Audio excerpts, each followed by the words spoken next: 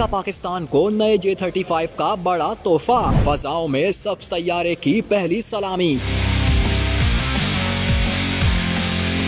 भारतीयों की नींदें उड़ गईं। चीन ने पाकिस्तान और फील्ड मार्शल को बड़ा तोहफा दे दिया। फजाओं में सब्ज रंग के J-35AE तैयारे को देखकर भारतीयों की नींदें उड़ गईं। तैयारा कौन चला रहा था और कहां परवाज की गई, खबर ने हलचल मचा दी। मोदी को तो अभी जेट-एंड-सी का खौफ सता रहा था कि एक और बला पाकिस्तान को मिल गई। भारतीयों की टांगें कांपने लगीं। चीन ने पाकिस्तान को हथियार दे दिया जो सबको हिला गया। सोशल मीडिया पर वीडियो वायरल है जिसमें J-35 को देखा जा सकता है, जिसके बाद नई बहस छिड़ गई है।